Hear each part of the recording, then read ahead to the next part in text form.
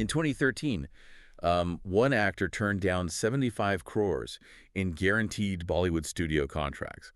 And he did this just to work for 2 years on a film that, at the time, hadn't even been fully written yet. Which is just, I mean, it's wild to even think about. Right, it's completely wild. And he didn't just ruffle a few feathers in the industry. He basically inadvertently caused this massive 4,000 crore financial panic across the entire Indian subcontinent. It really was a panic. It was. So welcome to the deep dive. Today our mission is to unpack a really fascinating chapter from our source materials, chapter 15, which is titled The Shockwaves Spread. Yeah, it's a great chapter. We're looking at how Anant Sharma's decision to star in this massive 750 crore mythological epic called Baahubali just completely broke the established studio system. Completely shattered it. So for you listening, we're going to explore how just one single casting announcement triggered basically an existential crisis in Mumbai boardrooms and sparked this multi-billion-dollar infrastructure arms race.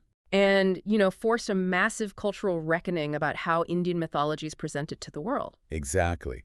So let's jump right in, because this is an incredible case study. It really is. Because if you look at the mechanics of the entertainment industry, you very rarely see a single pivot point just expose the vulnerabilities of an entire established system all at once. Yeah, it usually happens slowly. Right. But the catalyst here is this joint announcement from Arca Media Works, Foxstar Studios, and Maya VFX Productions. They basically declare that director S.S. Rajamouli is beginning a two-part epic. And the lead is on it. The lead is Anant. The budget is 750 crores, and the production timeline is 2 straight years. Okay, let's unpack this, because if you aren't, fully steeped in the economics of Indian cinema circa 2013, a 750 crore budget, which is roughly, $100 million US, was absolutely unheard of. Unprecedented. And to really understand the shockwave this sent out, we have to look at the people whose offers Anand had just casually rejected to take this leap. Oh, the bruised egos. Right. So the sources take us straight into this emergency boardroom meeting at Yash Raj Films. What exactly was happening in that room? Total systemic shock. Aditya Chopra's office basically becomes ground zero for the Bollywood elite as they're trying to process this news. Because they just couldn't believe it. They couldn't. You have Karan Johar arriving literally just 20 minutes after the news breaks. You have Sajid Nadiadwala dialed in on a video conference. Wow.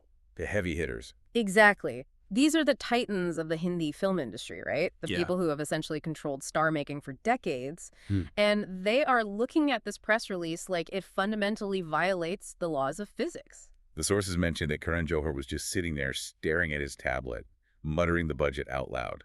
Like he just kept saying, 750 crores for a Telugu film. Yeah, the disbelief is palpable. Which, we should clarify for you listening, Telugu cinema at that time was viewed by the Mumbai elite as strictly a regional market.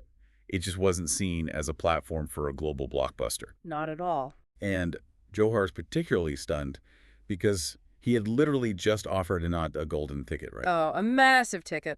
3 guaranteed films, A-list directors, 25 crores per film, plus a cut of the profits. Which is insane money. Mm-hmm. So Johar offered him the ultimate safety net, and Anant turned him down without even reading the scripts. He didn't even open them. He basically said he wasn't feeling creatively inspired by the offers and then turns around and locks himself into a 2.5-year commitment with a Telugu director. Right. So the wounded ego in that boardroom, you can practically feel it jumping off the page. But this is where Aditya Chopra steps in and delivers this brutally honest reckoning to the room. Wait, I actually want to push back on Chopra for a second here. Sure, go ahead. Because the text sort of paints him as this visionary who took the high road. But was Chopra actually being visionary here, or was he just, hedging his bets? That's an interesting point. Because surely he knew YRF couldn't afford a massive PR war with Anant's fiercely loyal fan base. It feels a little bit like damage control to me. That's a very fair skepticism, honestly, and there's definitely a pragmatic element to it.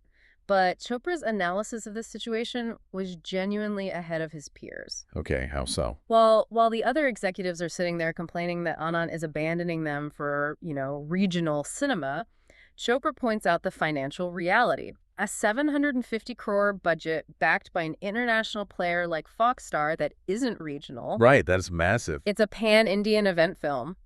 He forces the room to answer a very uncomfortable question, which is, what were they actually offering on it that he couldn't get elsewhere? And the answer was Formula. Exactly. Chopra basically tells them, we were offering him safe commercial projects designed entirely to minimize risk and just maximize our quarterly profits. Yeah, they wanted to manufacture a star. But Anna doesn't want to be manufactured. He wants to build a legacy. And honestly, if you've ever watched legacy companies like Blockbuster completely fail to understand why streaming was taking off, it's that exact same boardroom energy. That is a perfect comparison. You're just sitting there realizing your entire business model, the whole idea that your surnames and insider connections guarantee success, is suddenly obsolete. Right, and what's fascinating here is how Chopra identifies that macro trend. He tells the room, Anant isn't our enemy. He's a symptom of industry evolution we've been resisting. Wow.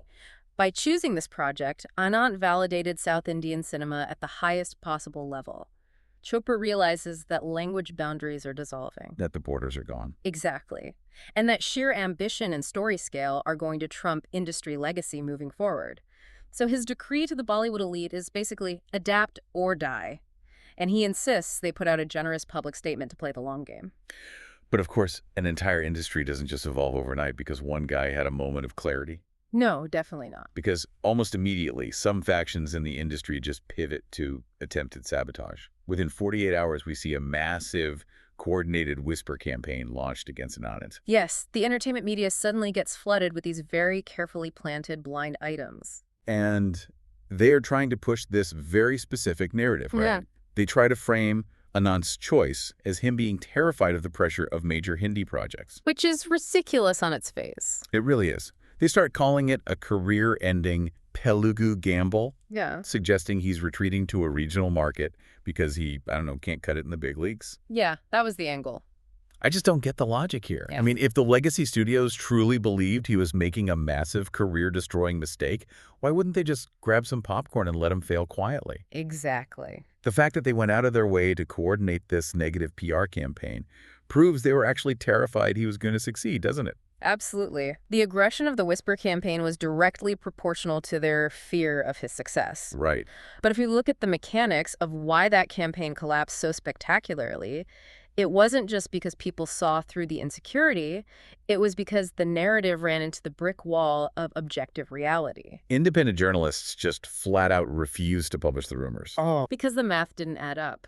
You can't call an actor afraid of commercial pressure when he just signed on to the single most expensive film in Indian history. Yeah, that makes zero sense. And journalists quickly pointed out that Anant's previous films, Uri and Dhoni, were also dismissed by insiders as risky gambles when they were announced. Oh, I forgot about that. Right. And what happened? Those two films went on to collect a combined 1,650 crores.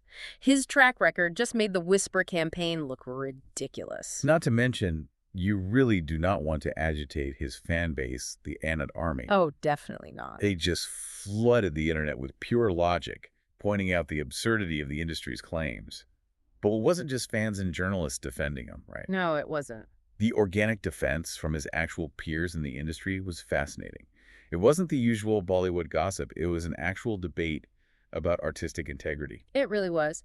You had highly respected veteran actors like Manoj Bajpayee publicly arguing that talent naturally transcends geography. Yeah, Bajpayee pointed out that true artists follow inspiring stories, not linguistic comfort zones. Exactly. And Nawazuddin Siddiqui made this brilliant point about Anand's background. He noted that actors who come up through rigorous theater training, they naturally crave massive artistic challenges. They don't want the easy route. Right. They actively reject those commercial safety nets. Which is just such a refreshing perspective. Even his former co-stars came out to back his judgment. He did. But okay, so his fans and his peers have his back. But public support doesn't guarantee a film's actual technical success. True. And the industry was still highly skeptical that an Indian studio could pull off a 750 crore visual effects epic. So did anyone actually look at the structural math behind Rajamouli's vision? They did, and this is where the narrative really shifts from a defense of an actor's choices to this stark prophecy about global dominance. And it all hinges on a public statement released by Aditya Dhar. The director of Uri. Right. So Dhar famously waited 3 days as this PR storm raged. He declined all immediate interview requests, gathered his thoughts, and then released a highly calculated, just devastating assessment of the situation. And he didn't hold back. Not at all. He didn't just defend Anant. He made an unprecedented claim to the industry, stating point blank, "This project will shake the global market."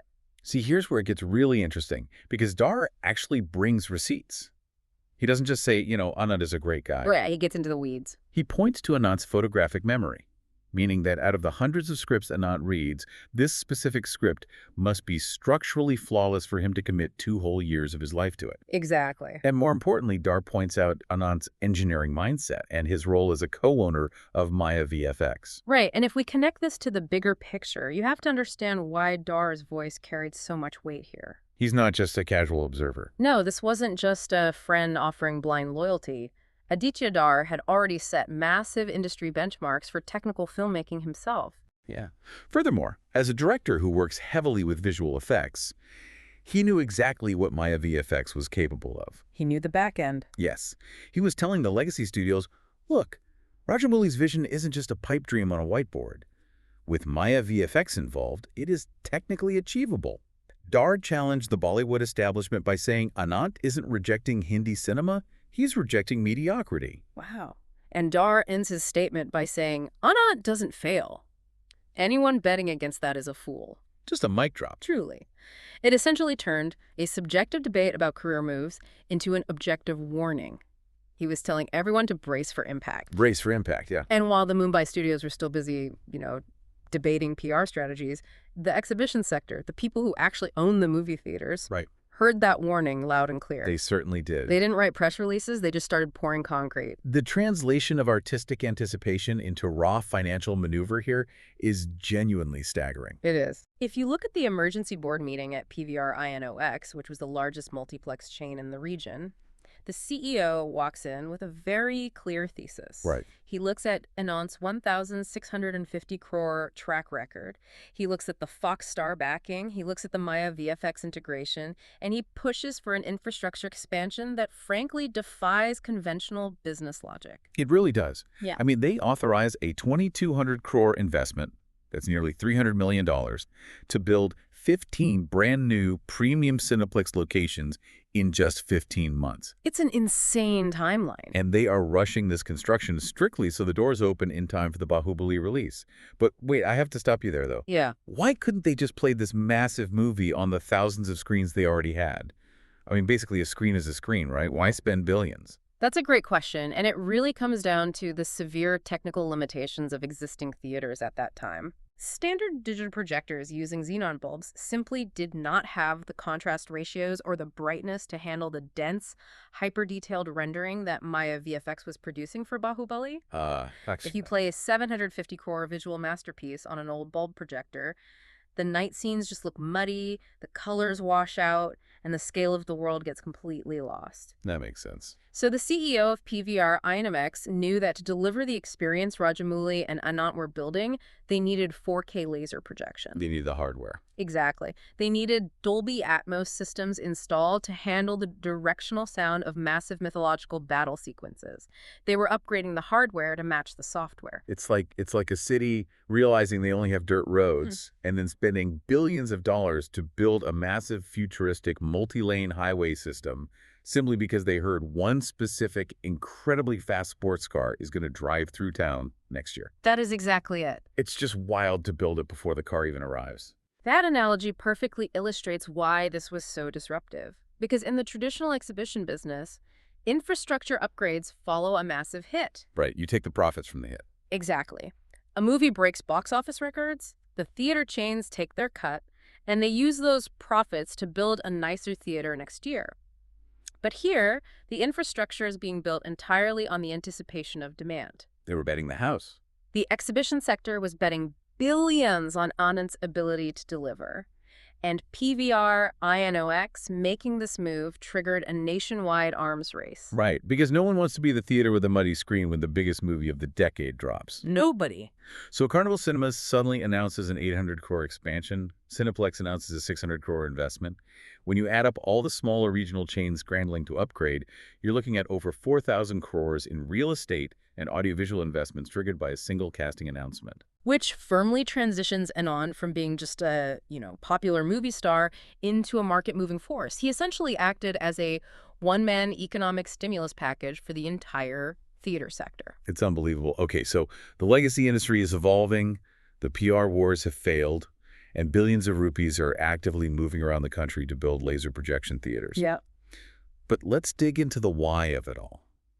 Why does this specific film command this level of gravity? That's the real question. Right. Why did a mythological epic trigger a cultural earthquake rather than just being viewed as a fun, big-budget fantasy movie? Well, the sources provide a really deep academic lens on this that explains the cultural reckoning happening in the background. There's this fascinating lecture cited from a film studies professor at the National School of Drama. Oh, I found this part so interesting. Yeah, the professor frames a core thesis about how different cultures treat their own mythology on screen. Historically, Hollywood has always weaponized its foundational myths, or Western myths in general. Like Greek gods or Norse legends. Exactly. Hollywood takes the story of Troy, or Marvel takes the Norse god Thor, and they treat them as global epics worthy of hundreds of millions of dollars in investment. Right, they make them huge. They present them as universally human narratives. Indian cinema, despite having incredibly rich, sprawling foundational epics, traditionally treated its own myths as niche or strictly regional. They just didn't get the funding. No, they were given a fraction of the budget, marketed only to specific demographics, and never positioned to compete on a global stage. So the professor is arguing that Baahubali, with its $100 million budget, is basically a massive cultural declaration. Yes, exactly. It's Indian cinema finally declaring that its foundational stories deserve the exact same world-class cinematic respect and international scale as Western epics. Yes. And the professor points out that casting Anant Sharma is the linchpin of that declaration. The text notes that Anant is widely viewed as a secular, IIT-educated pan-Indian figure. Okay, let's unpack that IIT-educated context for a second for anyone listening who might not know, because that's crucial. It really is. The Indian Institutes of Technology represent the absolute pinnacle of modern, meritocratic, highly competitive engineering education in India. When you associate a star with that background, you're signaling modernity, intellect, and a national identity that supersedes regional, linguistic, or religious boundaries. Precisely. By placing an actor who embodies this modern pan-Indian ideal at the center of an ancient mythological epic, they bridge the gap. They made it universal. They made the mythology accessible and relevant to a modern global audience. It wasn't just a nostalgia play. It was a modernization of cultural heritage. Right. And that deliberate positioning is exactly what caught the attention of international media. Variety magazine actually ran a major piece noting the massive budget and analyzing how this specific film signaled a paradigm shift in the global entertainment hierarchy. Which sets up this incredible contrast in our source material. Because on one hand, you have the frantic boardroom panic in Mumbai. You have 4,000 crores being leveraged to build laser theaters. You have Variety magazine writing think pieces. Yes. You have 100 million impressions hitting the internet within 24 hours of the first poster release. And then the text cuts to the actual set in Hyderabad.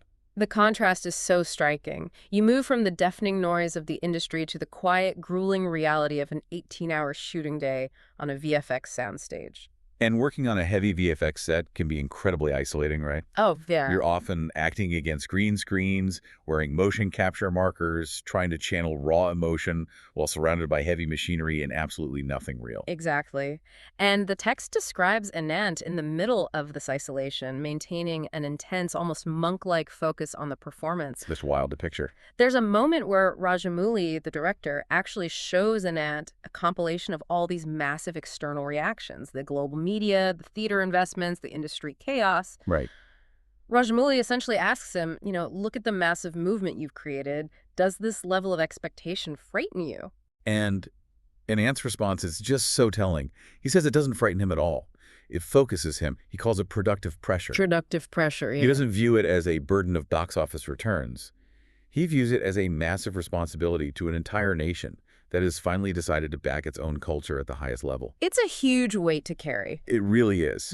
And I love the detail where his co-star, Suhir, checks in on him during a particularly grueling day. Sudhir just reminds him that the intense, obsessive culture of excellence they've built on that set is already meeting those impossible expectations, day by day, frame by frame. This really raises an important question about how we as an audience consume culture and the immense burden placed on the artists who create it. Definitely. When artists treat a culture's foundational stories with the absolute highest level of reverence, and a studio backs that vision with the highest level of financial risk, it fundamentally changes how that culture views itself on the world stage. It elevates it completely. It transcends being a piece of entertainment. It becomes a vehicle for cultural assumption. So what does this all mean when we step back and look at the whole picture? Yeah. It is honestly mind-bending. It really is. You have a 22-year-old actor who is simultaneously carrying the weight of a 4,000 crore economic boom and a national cultural renaissance squarely on his shoulders. At 22. Yeah, at 22. One single casting choice forced legacy studios to throw out decades-old business models. It shattered the geographical boundaries of a fractured film industry, and it permanently elevated Indian mythology to the global stage. We've spent this entire deep dive looking at how the Indian film industry and the local exhibition sector reacted to Anant simply choosing to do this project. Right. But I want to leave everyone listening with a final thought to mull over, one that expands well beyond the borders of India. Okay. Consider this. What happens to the global entertainment landscape if he actually pulls it off? Oh, wow. If Baahubali succeeds at the level that Maya VFX, Aditya Dhar, and the theater chains are all betting on, it doesn't just change Indian cinema. It means Hollywood suddenly has a billion-dollar, culturally distinct, technologically advanced rival that it never saw coming. That is a terrifying thought for them. What does the global box office look like when the biggest cinematic epic of the decade isn't made on a backlot in Los Angeles, but on a soundstage in Hyderabad? That is exactly the question the legacy studio should have been asking from the very beginning. Yeah. Because it all traces back to that single press release hitting the internet. Absolutely. It was the ultimate stress test for an industry exposing exactly where the old models were broken and showcasing exactly what the future is going to look like. Thank you so much for joining us on this deep dive. Keep questioning the media you consume, keep looking at the mechanics and the money behind your favorite screens, and we will catch you next time.